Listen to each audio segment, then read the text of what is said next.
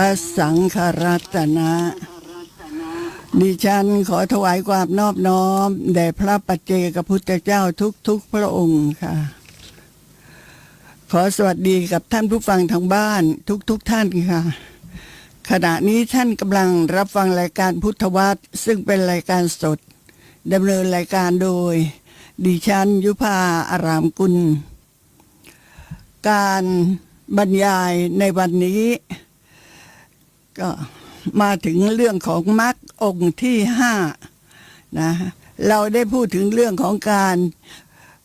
เจริญมรรคมีองค์8ให้เกิดขึ้นก็ต้องรู้นะคะว่ามรรคแต่ละองค์นั้นมีอะไรบ้างมีสัมมาทิฏฐิสัมมาสังกัปปะสัมมาวาจาสัมมากัมมันตะนะก็วันนี้ก็ถึงสัมมาอาชีวะสัมมากัมมันตะจบลงตรงที่กาเมสุมิจฉาจารกับเรื่องของสุรานะคะสัมมาอาชีวะเลี้ยงชีพชอบค่ะมรรคองค์ที่5นะองค์มรรค8เนี่ยแต่ละองค์เขาก็มีองค์ธรรมของเขาจะไม่ต่างจากนี้ไปเลยนะคะเพราะฉะนั้นผู้ที่เจริญวิปัสสนาภาวนาหวังในการที่จะบรรลุซึ่งมรรคผลนิพพานก็ต้องทราบนะว่ามรรค8องค์มีอะไรบ้างเป็นเรื่องสำคัญที่ต้องทราบค่ะนะอย่างสัมมาอาชีวะที่กำลังพูดถึงเนี่ยเป็นมรรคองค์ที่5เลี้ยงชีพชอบสัมมาอาชีวะเลี้ยงชีพชอบเว้นจากการเลี้ยงชีพชั่วเว้นจากการเลี้ยงชีพชั่วนะคะอะไรล่ะที่เป็นอาชีพที่ทุจริตเป็นมิจฉาอาชีวะฆ่าสัตว์นะปานาติปาตาเวรมณีเนี่ยค่ะต้องเว้นจากการเลี้ยงชีพในการฆ่าสัตว์ขายเลี้ยงชีพนะที่ต้องเว้นจากการฆ่าสัตว์ขายบางคนบอกว่าฉันไม่เคยฆ่าสัตว์ขายหรอกไม่เคยฆ่าสัตว์ขายแต่ต้องรู้กว้างออกไปอีกนิดนะคะว่าการฆ่าสัตว์เนี่ยต้องไม่ฆ่าด้วยตัวเองต้องไม่ใช้ให้คนอื่นเขาฆ่าและจะรับจ้างเลี้ยงสัตว์ที่รู้อยู่ว่าเขาจะนำไปฆ่าก็ไม่ได้อย่างนี้มันเป็นอาชีพที่ทุจริตอาชีพชั่วเพราะฉะนั้นนอกจากเราจะไม่ฆ่าสัตว์เราจะไม่ใช้ให้คนอื่นฆ่าสัตว์แล้วเรายังต้องงดเว้นจากการรับจ้างเลี้ยงสัตว์ที่รู้ว่าเขาจะนำไปฆ่าเลี้ยงหมูแล้วรู้ไหมคะว่าหมูที่เขามาซื้อเราไปน่ะเขาเอาไปดูเล่นเหรอเปล่าแล้วค่ะเขาเอาไปฆ่าที่โรงฆ่าหมูก็เท่ากับเราเลี้ยงไว้ให้เขาฆ่านั่นแหละมีส่วนเต็มที่เลยค่ะนะคะฆ่าไก่เป็นล้าวเลยนะอย่างหมูนี่เป็นร้อยตัวใช่ไหมถ้าเป็นไก่แล้วเป็นพันตัวหมื่นตัวเลยเป็นล้าวเลยบริษัทที่ฆ่าไก่นั่นแหละเขามาจ้างเลี้ยงบอกว่าผมไม่ได้ฆ่านี่ผมรับจ้างเลี้ยงเฉยๆก็ถ้าไม่รับจ้างเลี้ยงสัตว์เหล่านี้มันจะตายเพราะการเลี้ยงของเราหรือเปล่าถ้าเราไม่ได้รับจ้างเลี้ยงเราก็ต้องเลี้ยงมันไว้ตลอดไปไม่ได้ให้เขามาจับเอาไปฆ่านี่นะเขาจ้างนี่นั่นแหละคนรับจ้างก็เหมือนกันรับจ้างเลี้ยงค่ะเลี้ยงหมูก็เลี้ยงกันไม่ถึง100ตัวหรอกไม่กี่10ตัวแต่หมูแต่ละตัวเขาเอาไปฆ่าทั้งนั้นน่ะไก่ล่ะไก่เขาก็เอาไปฆ่ากุ้งปลาเป็นบ่อนะคนเลี้ยงกุ้งตั้งหลายบ่อกุ้งมีชีวิตไหมกุ้งมีชีวิตค่ะปลาล่ะป ปลาดุกปลาอะไรอย่างเงี้ยมีชีวิตไหมมีชีวิตทางนั้นนะเพราะนั้นเรารับจ้างเลี้ยงทั้งที่รู้อยู่ว่าเขาจะต้องเอาไปฆ่าจะว่าเลี้ยงหมูเลี้ยงไก่เลี้ยงปลาเลี้ยงกุ้งเลี้ยงสัตว์เลี้ยงเนี่ยเดี๋ยวนี้มีเลี้ยงจิ้งหรีดเลี้ยงกบเลี้ยงอะไรหลายอย่างเลยนะโอ้ใจดำเหลือเกินนะถ้ารู้ว่าสัตว์ทั้งหลายเหล่านั้นเนี่ยที่เป็นจำนวนหมื่นตัวมาชาติก่อนนี้เคยเกิดเป็นลูกของเราเป็นหลานของเราเคยเกิดมาเป็นพ่อเราแม่เราพี่เราเป็นสามีภรรยาของเราเป็นบุตรธิดาของเราฆ่าลงไหมล่ะชาตินี้เขามาเกิดเป็นจิ้งหรีดมาเกิดเป็นสัตว์ที่เอาไปทอดขายนะเราเนี่ยมีสิทธินะที่จะไปเกิดเป็นหมูไปเกิดเป็นไก่ไปเกิดเป็นกุ้งไปเกิดเป็นปลามีสิทธิ์ทั้งนั้นละค่ะเพราะฉะนั้นอย่าทำนะนอกจากนี้ยังต้องงด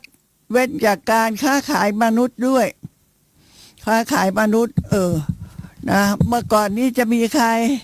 มีคนพม่าข้ามแดนมาหรือว่าคนเขมรคนลาวที่ข้ามแดนมาเพื่อหางานทำเราเนี่ยบ้านเราเปิดรับให้บุคคลทั้งหลายเหล่านี้มาพักแล้วใครจะมาจ้างไปก็มาติดต่อฉันก็คิดค่าในหน้าคนละ1,000-2,000 บาทนะให้ไปเป็นคนทำงานบ้านบ้างไปเป็นคนทำงานโรงงานบ้างนะอย่างเนี้ยเรียกว่าค้ามนุษย์ทีเดียวแหละนะเพราะว่ามันผิดกฎหมายแล้วผิดตามที่แสดงถึงการเลี้ยงชีพประกอบด้วยสุจริตเนี่ยนะต้องทำให้ถูกต้องค่ะค้าขายอาวุธล่ะคะขายปืนเคยไปที่ทางจะไปพาหุรัตตรงนั้นน่ะเรียกอะไรก็ไม่รู้นะโอ้ยร้านปืนเยอะเลยนะคนจะซื้อปืนก็ต้องไปซื้อที่นั่นแหละปืนมีหลายชนิดซื้อไปทำไมเขาก็บอกว่าซื้อไปเพื่อป้องกันทรัพย์สมบัติในบ้านป้องกันพวกโจรขโมยมันจะมาโจรขโมยจะมาแล้วจะยิงมันหรือเปล่าก็ยิงสิถ้าเข้ามาในบริเวณบ้านมาไหลยิงทันทีเลยยิงมันก็ตายสินะก็ตายสิอยากเข้ามาในบ้านทำไมถ้าไม่มีอาวุธปืนล่ะถ้าไม่มีอาวุธปืนจะเอาอะไรไปฆ่าเขาคงจะไม่คว้ามีดวิ่งเข้าไปต่อสู้กับเขาหรอกนะเพราะฉะนั้นปืนเนี่ยเป็นตัวสำคัญพกเอาไปตามงานมีดก็พกไปได้ตามงานตามทางที่จะไปเวลาไปกินเหล้าเมายาขาดสติสัมปชัญญะมองกันไปมองกันมาเดี๋ยวก็ชกต่อยกันแล้วสู้ไม่ได้ก็ชักมีดชักปืนออกมาฆ่ากันตายหรือว่ามือปืนที่รับจ้างฆ่าคนเพราะฉะนั้นคนที่ค้ามนุษย์แล้วก็ค้าอาวุธต้องให้ถูกต้องตามที่ได้ทรงแสดงไว้นะอาวุธอย่างที่บอกว่าอย่างมีดหรือว่าบางคนบอกมีดทำครัวก็อย่างหนึ่งนะมีดที่จะปอกผลไม้ก็อย่างหนึ่งแต่เจตนาความตั้งใจนั่นแหละความตั้งใจที่จะซื้ออาวุธไว้สำหรับป้องกันตัวแต่ถ้าขาดสติสัมปชัญญะเมื่อไหร่แล้วก็มันไม่ได้ป้องกันตัวหรอกมันก็ฆ่าเขาเลยแหละนะเพราะนั้น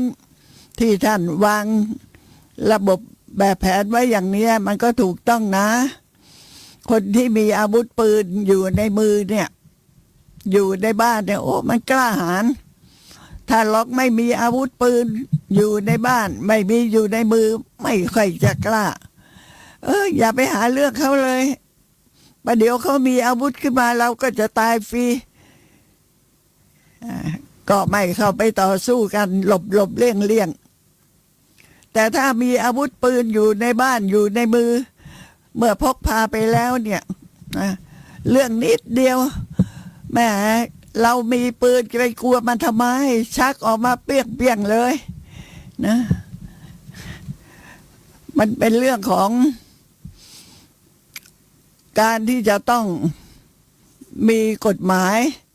นะมีระบอบมีระเบียบในการที่จะซื้ออาวุธนะค้าขายยาพิษได้ไหมไม่ได้ยาพิษก็ไม่ได้ยาพิษฆ่าแมลงแมลงมันมีชีวิตไหม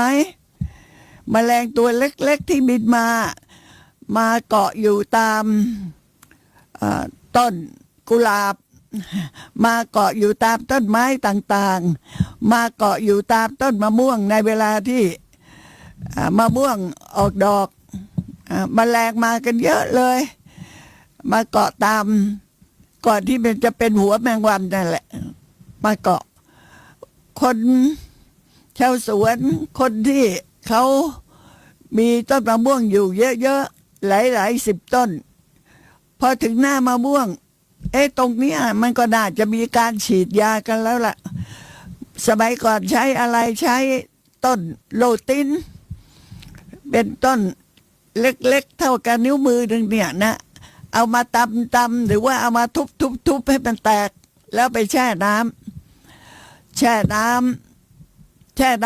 ำที่ออกมาเนี่ยจะใสเหมือนกับจะมีสีขาวไม่ใช่ใสนี่พูดผิดจะมีสีขาวแล้วขุ่นเหมือนกับน้ำกะทินะน้ำโลตินเนี่ยนะเขาก็จะเอาน้ำนั่นแหละไปผสมกับน้ำเปล่าแล้วฉีดไปตามต้นมะม่วงฉีดไปตามต้นไม้ฉีดไปในสถานที่ที่แมลงมาเกาะมาเกี่ยวมากินแมลงตายหมดแล้วค่ะนั่นยาพิษเขาก็ท่านก็ห้ามขายนะสุราล่ะสุราก็รู้โทษของสุราแล้วนี่นะว่าแม่มันมาชั่วร้ายยังไง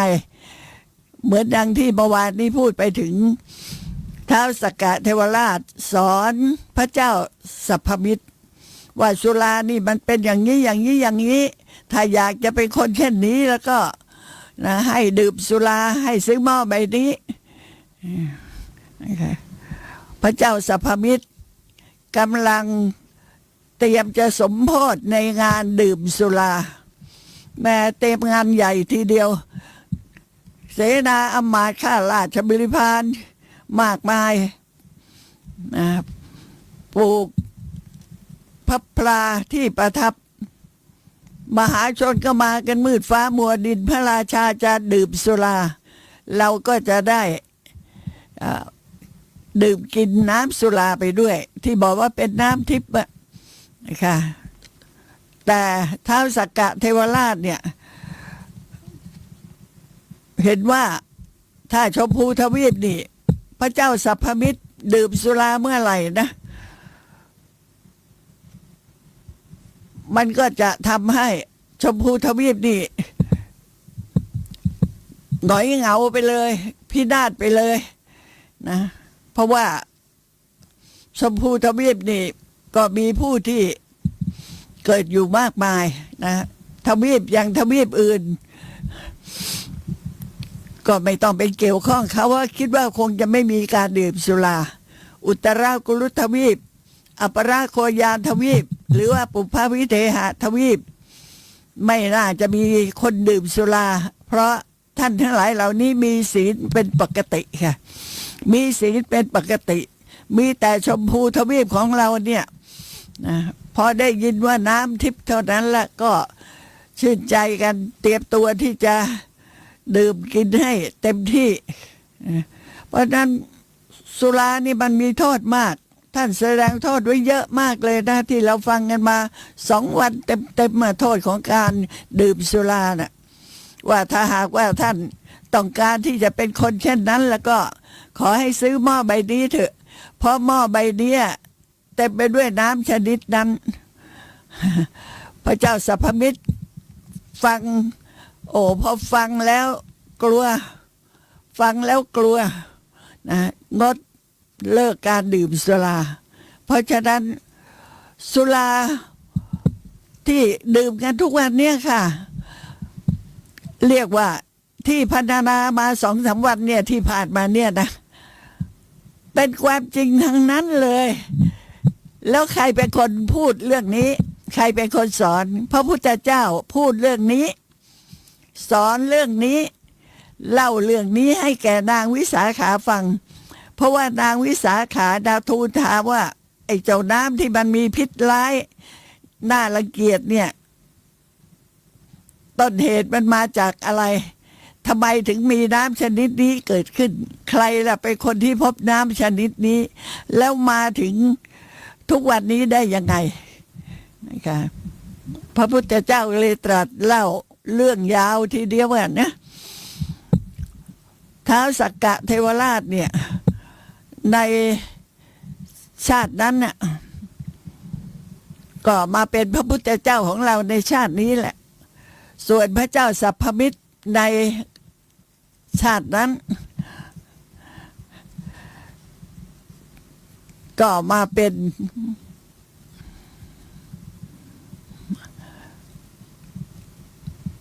พระเจ้าสัพพมิตรนะคะเป็นพระเจ้าสัพพมิตร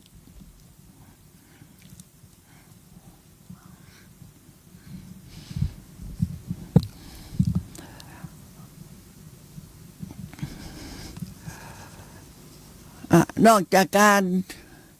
งดเว้นงานดื่มสุราแล้วเครื่องดักจับสัตว์นะคะเครื่องดักจับสัตว์นี่ก็เป็นมิจฉาอาชีวะเลี้ยงชีพชั่ว เลี้ยงชีพชั่วนะใครใช้เครื่องดักจับสัตว์ไปป่าเอาแล้วไปวางดักสัตว์ในป่าขุดหลุมพรางดักสัตว์ในป่าหรือว่าดักมนุษย์หรือว่าทางน้ำใช้แหทอดหรือว่าวางตาข่ายเบ็ดราวอะไรต่างๆเหล่านี้เป็นต้นเนี่ยเครื่องดักจับสัตว์เนี่ยก็เป็นของที่ห้ามเป็นมิจฉาอาชีวะเพราะนั้นบางคนเนี่ยนะเดินไปวัดนุ่งขาวใส่ขาวเดินไปวัดมีข้าวปลาอาหารเตรียมไปที่จะถวายพระตอนกลางวันแต่ก่อนออกจากบ้านน่ะเอาตาข่ายไปวางแล้วหวังว่ากลับมาเนี่ยจะเอายอเขาเรียกยอถ้าพูดตาข่ายก็ไม่ถูกตาข่ายมันก็ต้องเป็นตะคัดนะถ้าพูดตาข่ายก็ต้องหมายถึงตะคัดยอค่ะยกยอวางยอนะวางยอไว้แล้วก็เดินไปวัดไปสมาทานศีลอะไรกลับมาก็มายกยอก็ได้ปลาเอาไปทำอาหารกินก็ถามว่าเมื่อกี้นี้อยู่ที่วัดสมาทานศีลไม่ใช่หรือแล้วเนี่ยมาบวชในขัมมะเนี่ยแล้วพอกลับบ้านแล้วทำอย่างนี้ศีลขาดไหมเนี่ยเขาก็บอกไม่รู้ว่าศีลขาดหรือไม่ขาดแต่ตอนที่เขาวางยอน่ะเขายังไม่ได้รักษาศีลแต่เมื่อตอนมายกยอตอนกลับบ้านกลับจากวัดแล้วมายกยอได้ปลามาก็เอาไปฆ่าไปแกงกินตรงนี้ก็ศีลขาดแต่ตอนที่ไปน่ะเอายอไปวางน่ะจิตใจมันก็หวั่นไหว นะโอ้กุลีกุจอที่จะวางยอเพื่อที่จะได้อาหารนะตรงนี้ถ้าเราพูดกันให้ถูกต้องนะไม่เข้าข้างใครมันก็ผิดอ่ะมันก็ผิดการที่ไปรักษาศีล8มันขาดแล้วศีลก็ขาดนะคะแต่คนส่วนใหญ่จะไม่รู้ค่ะ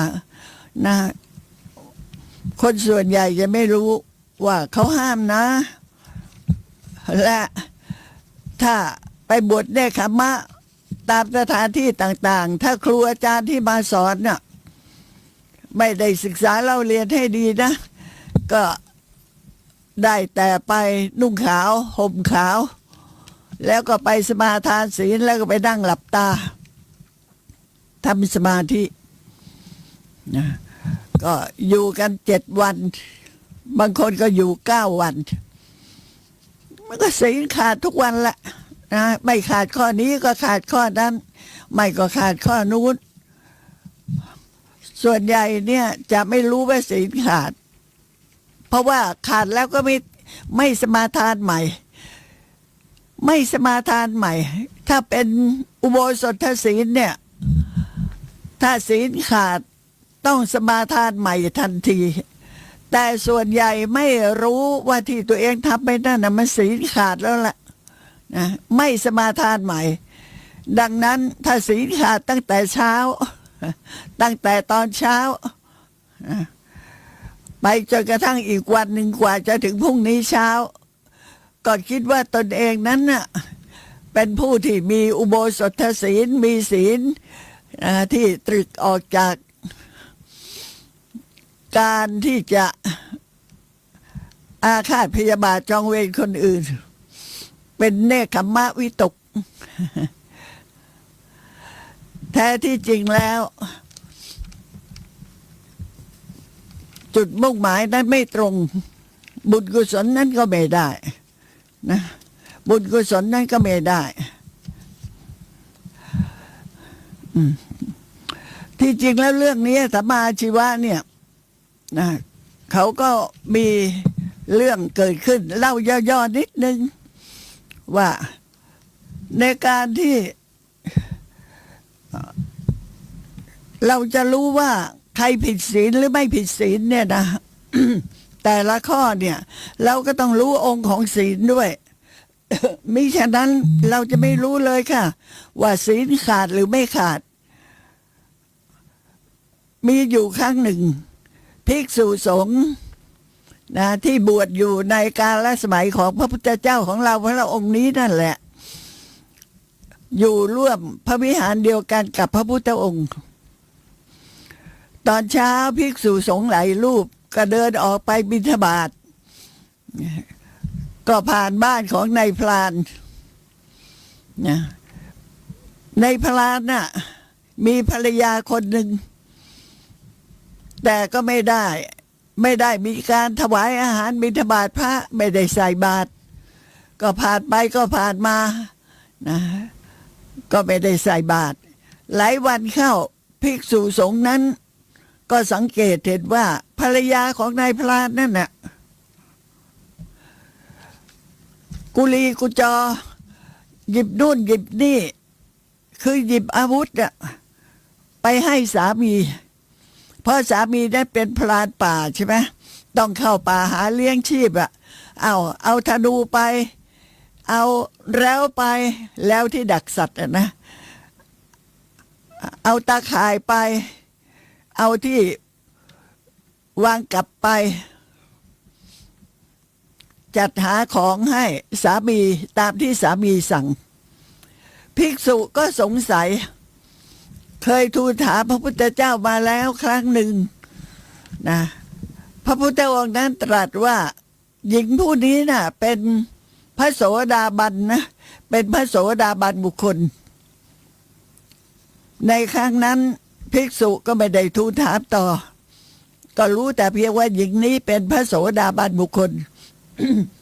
แต่เป็นภรรยาของนายพรานจนต่อมาเห็นว่า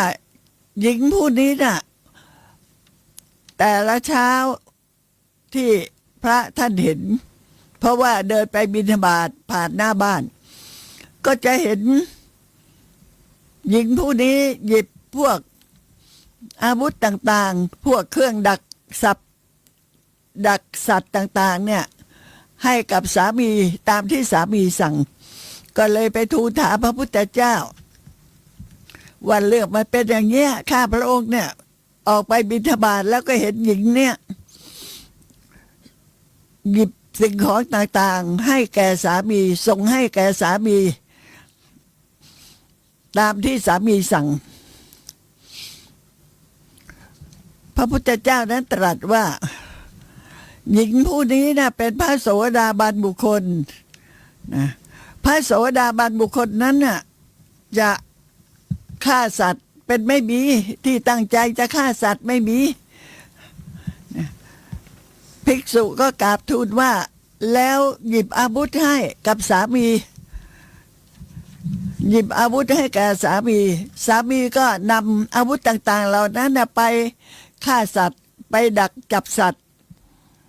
พระพุทธเจ้านั้นตรัสว่านางไม่ได้มีเจตนาไม่ได้มีความตั้งใจเลยแม้แต่นิดเดียวว่าจะฆ่าสัตว์แต่การที่ต้องหยิบสิ่งของต่างๆอาวุธเครื่องมือต่างๆให้กับสามีน่ะเพราะนางเป็นภรรยา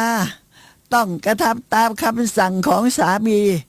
เมื่อสามีบอกว่าไปเอาตะข่ายมานางก็ไปเอาตะข่ายมาให้สามีไปเอาแล้วมาไปเอา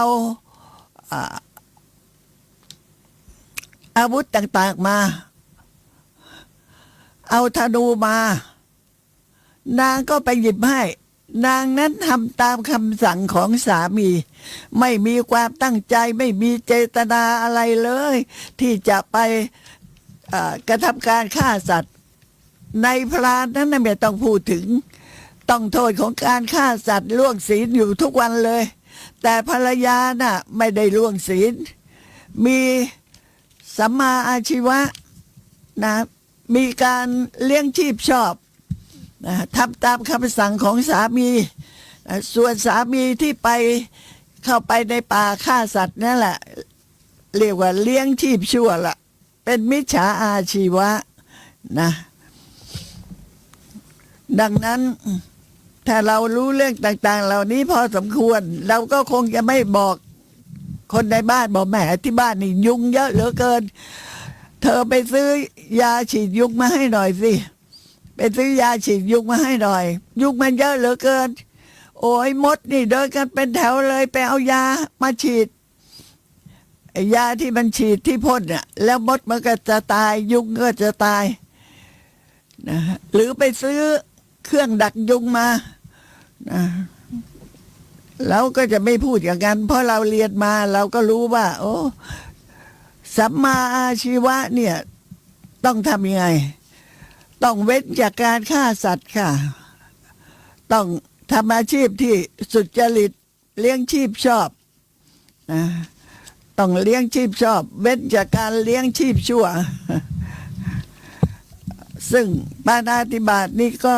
พูดไปเยอะนะคะพูดไปค่อนข้างมากแล้วจะไม่พูดรายละเอียดแต่ก็จะเรียนให้ทราบว่า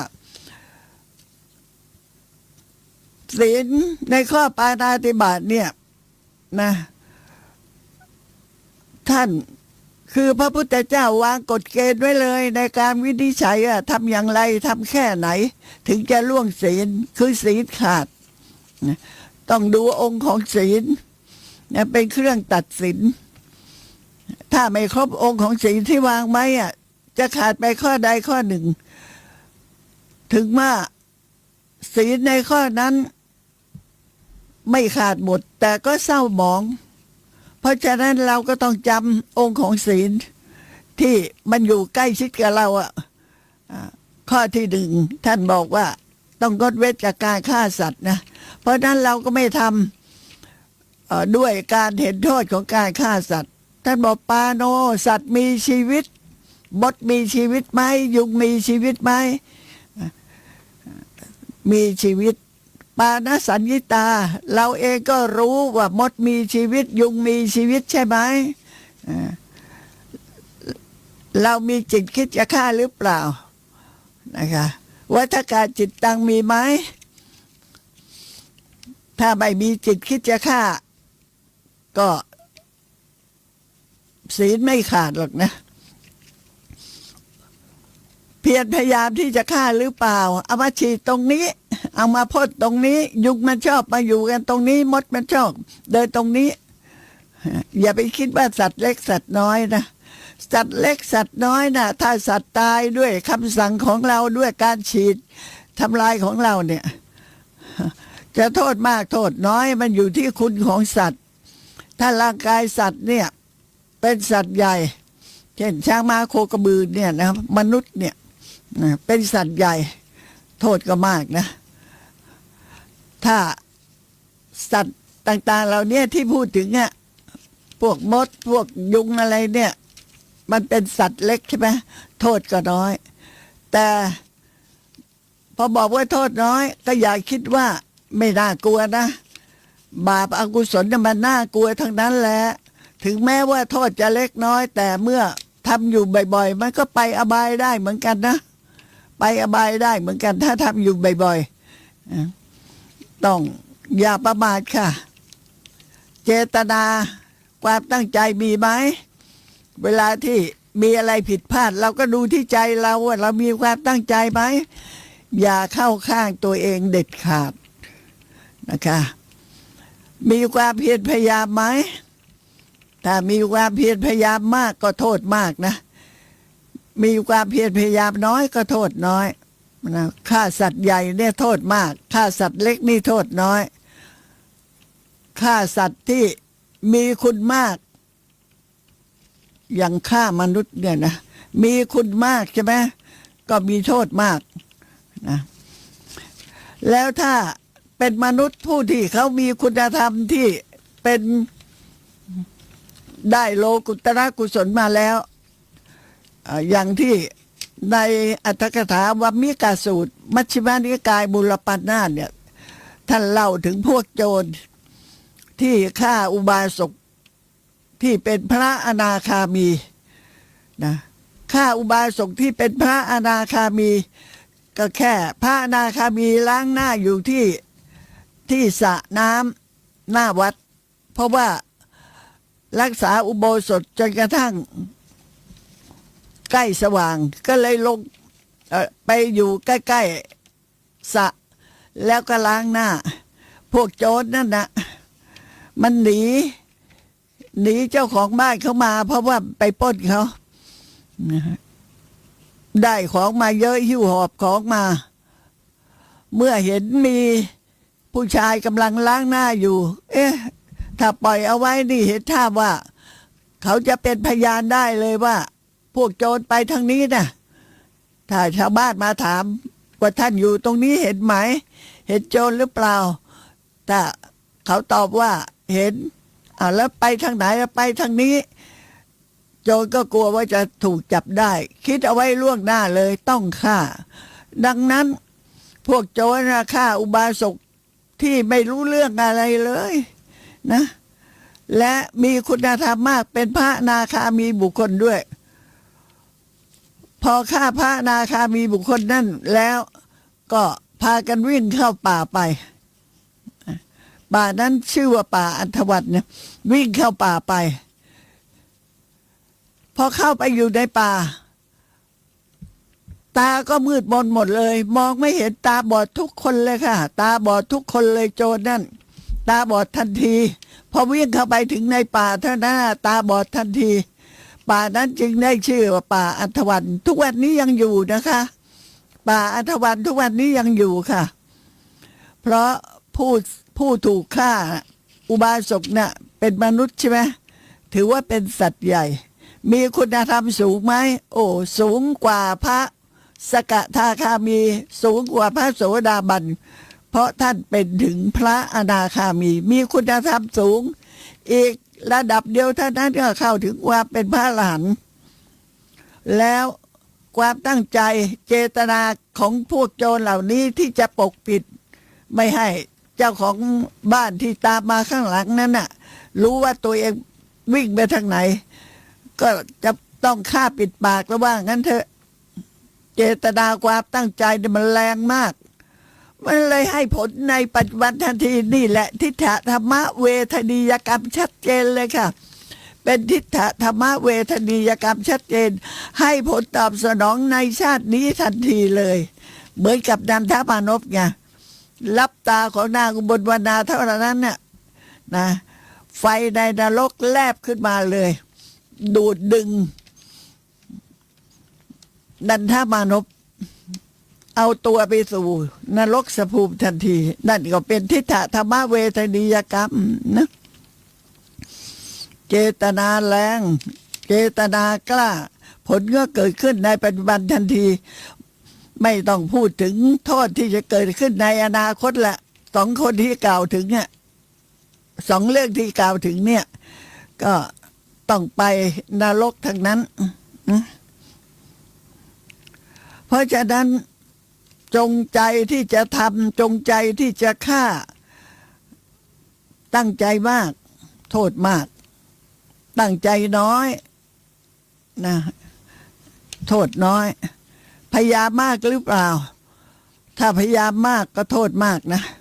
ก็โทษมากเพราะฉะนั้นเราก็ต้องระวังไว้ระวังไว้เดินไปเดินมาอย่าไปคิดว่าจะไม่มีโทษอะไรบางทีไปเหยียบเอาจิ้งจกหรือไปเหยียบมดเนี่ยตายก็มีเจตนาอ่อนไม่ได้ตั้งใจฆ่ามันก็ไม่ได้มีโทษที่จะทำให้ต้องข้อหาปาณาติบาตหรอกนะก็ระวังไว้แล้วกันนะเพราะเกิดมาเป็นมนุษย์ต่อไปจะทำให้อายุสั้นค่ะคนที่ชอบฆ่าสัตว์เนี่ยนะท่านจะเห็นว่าทุกวันนี้เป็นไงบางคนจะตายซะตั้งแต่ยังเด็กๆเลยนะเอาอยู่ในท้องยังไม่ทันคลอดเลยแม่ก็ทำแท้งคลอดออกมายังไม่ทันได้รู้เดียงสาอะไรเลยนะแม่ก็ไปทิ้งถังขยะตายซะแล้วนะหรือว่าพอเป็นหนุ่มเป็นสาวก็ตายอายุยังไม่ได้ครบอายุกลับเลยเพราะว่าอายุกลับในสมัยนี้มัน75 ปีบางคนเกิดมาแม่อายุน้อยๆอยู่ในวัยน่ารักเล็กๆไปจนกระทั่งวัยหนุ่มวัยสาวกำลังสดชื่นเบิกบานเลยนะตายซะแล้วเนี่ยมันเป็นผลจากการฆ่าสัตว์ชัดเจนเลยไม่ได้ฆ่าในชาตินี้แต่เมื่อชาติก่อนนั้นนะเคยฆ่าสัตว์ไว้แล้วผลแห่งกรรมชั่วนั้นนะมันตามมาตอบสนองในชาตินี้ทำให้ต้องตายซะตั้งแต่ยังเด็กๆหรือว่าอายุ20-30ตายอายุ50-60ตายยังไม่ถึง75 ปีเลยถ้า75 ปีนั่นน่ะมันจะตายก็เรียกว่าสิ้นกรรมและสิ้นอายุสิ้นกรรมก็หมายความว่าสิ้นผลของกรรมชั่วในชาตินั้นที่จะตามมาตอบสนองและเพราะให้ไม่ได้และเขาตายแล้วนะ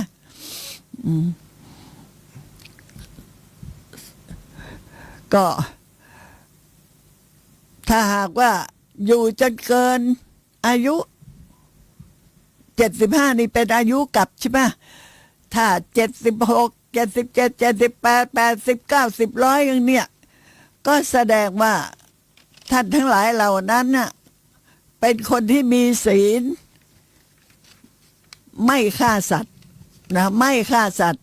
งดเว้นจากการฆ่าสัตว์จึงเป็นเหตุให้มีอายุยืนนะคะเมื่อไม่ฆ่าสัตว์ก็อายุยืนค่ะอายุยืนอยู่ถึงอายุกลับเหมือนอย่างสมัยเนี้ยอายุกลับของมนุษย์เราก็75 ปีนะคะ75 ปีบางคนอาจสงสัยว่าทำไมพูด75 ปีแล้วก็ไหนว่าพระพุทธเจ้าพระองค์นี้มีอายุ100 ปีไง100 ปีก็จริงแต่เมื่อเวลาพระพุทธองค์นั้นดับขันธ์ปรินิพพานไปแล้วพุทธศักราชของเราเนี่ยโดยเฉพาะเมืองไทยเราเนี่ยก็นับ1 ปีผ่านไปนะ พศ1พศ2พศ3จนเดี๋ยวนี้พศเท่าไหร่พศ2468แล้วใช่ไหมนะคะ ตอนนี้พระพุทธเจ้าดับขันธ์ปรินิพพานไปเท่าไหร่ 2,000 กว่าปี 2,500 กว่าแล้ว 2,500 กว่าปีก็100 ปีก็ทอนออก25ก็เหลือ75 ปีนี่เป็นอายุกลับของมนุษย์ในเวลานี้นะคะ ถ้าใครมีอายุอยู่เกินก็แสดงว่าท่านได้เป็นผู้ที่งดเว้นจากการฆ่าสัตว์ไว้อย่างแน่นอนทำให้เป็นผู้ที่มีอายุยืนนานค่ะทำให้เป็นผู้ที่มีอายุยืนนานนะเพราะฉะนั้นสัมมาอาชีวะเนี่ยที่เป็นองค์มรรคที่5เนี่ยเลี้ยงชีพชอบเว้นจากการฆ่าสัตว์นะฮะอย่าไปเลี้ยงชีพชั่วนี่ก็ยังสงสัยว่าไอ้ที่ฆ่าสัตว์กันทีเป็นพันตัวหมื่นตัวนั่นแหละเจ้าของก็รวยเอานะรวยแล้วเอาเงินไปไหนชีวิตของเขาทางนั้นเลยชีวิตของเขาทางนั้นเลยเอาเงินไปไหนจะมาบอกว่าถึงปีก็ทำพิธีสังเวยขออโหสิกรรมทำรูปไก่ทำรูปหมูขึ้นมาขออโหสิกรรมใครเขาจะไปอโหสิกรรมให้ทันเพราะว่ามันฆ่าทิ้งเยอะแยะ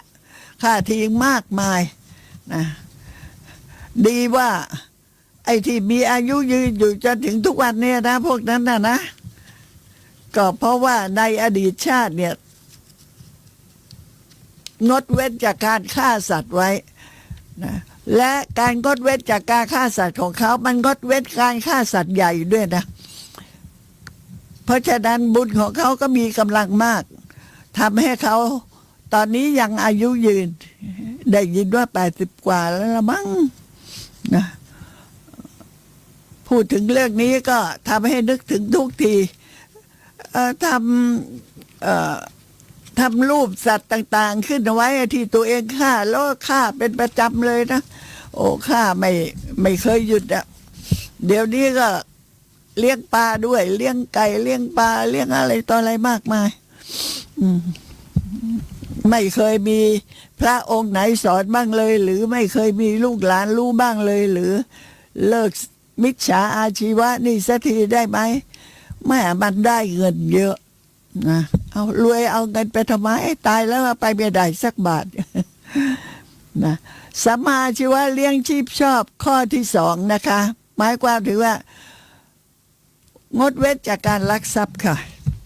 นี่เป็นสัมมาอาชีวะมรรคองค์ที่5นะคะงดเว้นจากการลักทรัพย์นะคะเราก็ต้องรู้องค์ของศีลเขาเหมือนกันนะคะองค์ของศีลนั้นมีอะไรปรับปริขหิตังของที่เราไปลักเข้ามาขโมยเข้ามาน่ะจะมีราคามากหรือราคาน้อยพูดกันทีหลังแต่ถามว่าของนั้นมีเจ้าของไหมของนั้นมีเจ้าของหรือเปล่าสมมุติว่าส้มสักลูกหนึ่งมะละกอสักลูกหนึ่งกล้วยสักหวีหนึ่งเนี่ยของนั้นมีเจ้าของไหมมีเจ้าของสิเขาเพิ่งซื้อจากตลาดมาแล้วเขาก็วางไว้ตรงนี้ก่อนเดี๋ยวจะขึ้นรถตรงนี้แหละเดี๋ยวไปซื้อของต่ออีกนิดเถอะ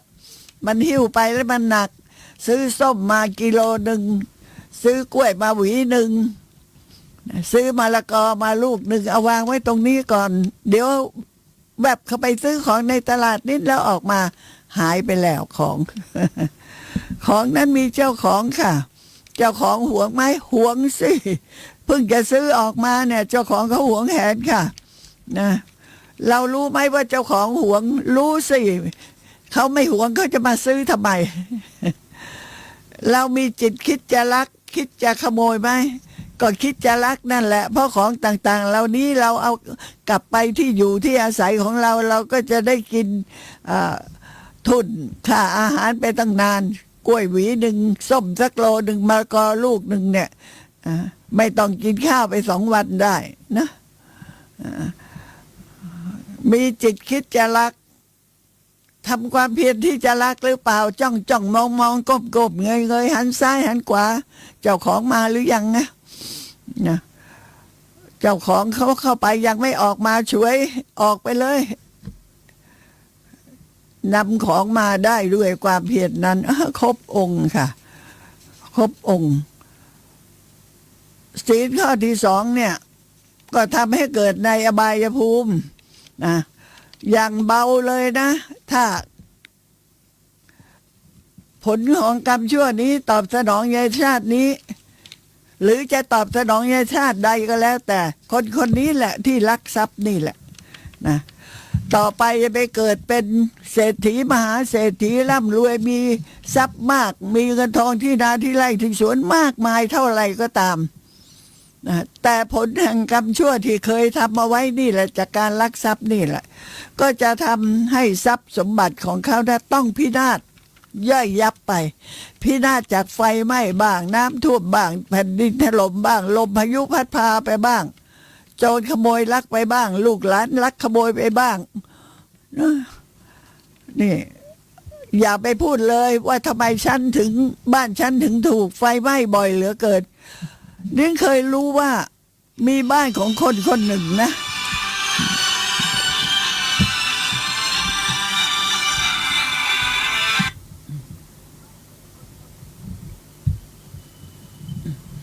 นี่เคยรู้ว่ามีบ้านของคนคนหนึ่งนะเป็นหมอด้วยเป็นแพทย์นะถูกไฟไหม้7 ครั้งค่ะถูกไฟไหม้7 ครั้งพอไฟไหม้ไปแล้วเขาก็ทำมาหากินใหม่แล้วปัจจุบันนี้ก็เป็นคนดีมากมากช่วยเหลือเกื้อกูลคนไข้คนไหนมาหาหมอนะไม่มีเงินหมอก็ไม่คิดเงินนะไม่มียาเวลาจ่ายยาไม่มีเงินที่จะเป็นค่ายาหมอก็ให้ยาฟรีซ้ำยังไม่พอนะค่ารถจะกลับบ้านก็ไม่มีหมอให้อีกเป็นคนอย่างนี้ตลอดเลยอยู่ในเมืองไทยนี่แหละนะคะเป็นคนอย่างนี้ใจดีมาตลอดเลยแต่ไฟไหม้จะย้ายไปที่ไหนไฟก็ไหม้ถึง7 ครั้งค่ะถ้าเอ่ยชื่อออกไปบอกที่อยู่ออกไปนี่คนรู้กันหมดเลยคนดีขนาดนี้ทำไมไฟไหม้อย่างนี้อยู่ที่นู่นกับไฟไหม้อยู่ที่นี่ก็ไฟไหม้ก็มันเป็นเพราะว่ามันเป็นโทษของอะไรมันเป็นโทษของการลักทรัพย์ในอดีตชาตินั่นไงคงจะลักของที่มีราคามากแล้วเจ้าของก็เป็นคนที่มีคุณธรรมศีลธรรมมากเพราะนั้นโทษมันถึงหนักซับซ้อนอย่างนี้ถึง7 ครั้งนะโอ้นิ้นได้ข่าวนะนิ้นสงสารเหลือเกินนะคนดีขนาดปัจจุบันนี้แต่อดีตเนี่ยก็มันต้องเป็นเหตุของการลักทรัพย์แน่นอนสินะเหตุเนี่ยต้องเป็นเรื่องของการลักทรัพย์ค่ะถ้าไม่มีเหตุผลอะไรมันจะเกิดอย่างนี้เมื่อเห็นผลไม่เกิดอย่างนี้เศร้าสลดใจต้องตามหาเหตุว่าเป็นยังไงพอศึกษาแล้วเรียนแล้วก็ทราบนะครับว่าอ๋อ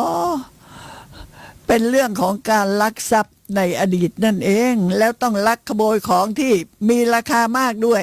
แล้วเจ้าของก็ต้องเป็นเจ้าของที่เขามีคุณธรรมมีศีลธรรมอย่างน้อยๆเป็นคนที่รักษาศีล 5นี่แหละค่ะเอาของเขาไปแล้วก็แน่นอนนะตรงนี้ก็อยากจะบอกว่าการที่เราจะไม่ฆ่าสัตว์เราก็ต้องมีเมตตากรุณานะเพราะว่าศีลกับธรรมนั้นมันต้องคู่กันใช่ไหมว่าจะพูดตรงนี้เลยลืมศีลกับธรรมมันต้องคู่กันใช่ไหม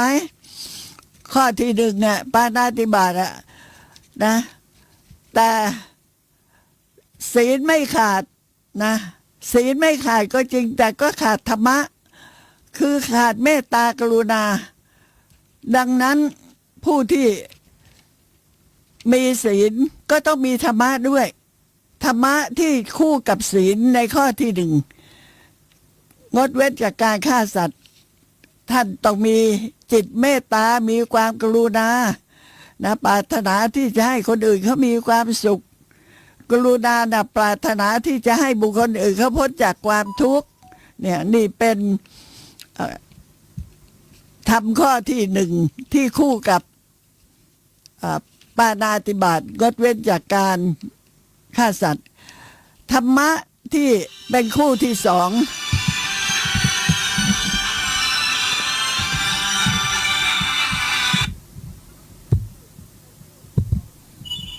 สวัสดีค่ะสวัสดีค่ะอาจารย์ ค่ะว่าไงคะ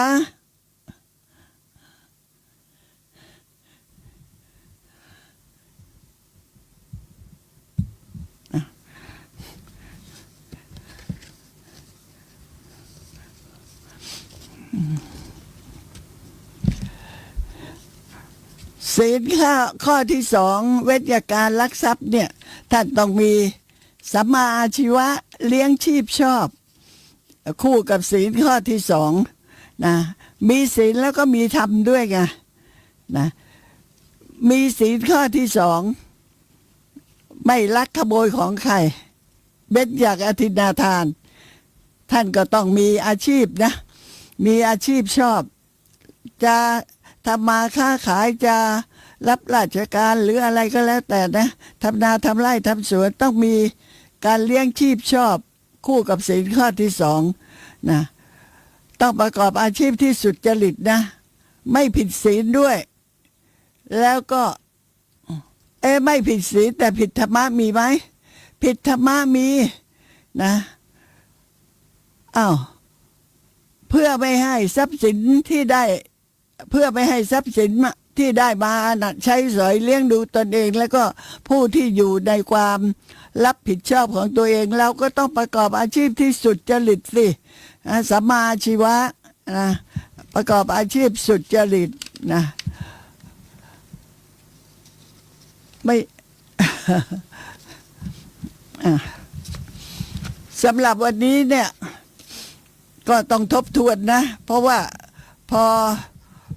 เวลาหยุดไป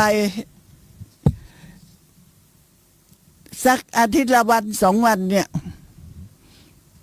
ท่านก็อาจจะลืมเลือนไปเวลาเดินมาพูดใหม่เดินก็ทบทวนขึ้นมานิดนึงการเรียนอย่างเงี้ยเรียนกันตลอดชีวิตเลยค่ะมิ้นอายุขนาดนี้แล้วนะนี่ยังต้องดูตำรับตำราทุกวันไม่เคยหรอกค่ะวันไหนที่ไม่ดูหนังสือไม่ดูตำราไม่เคยนะดูตำราทุกวัน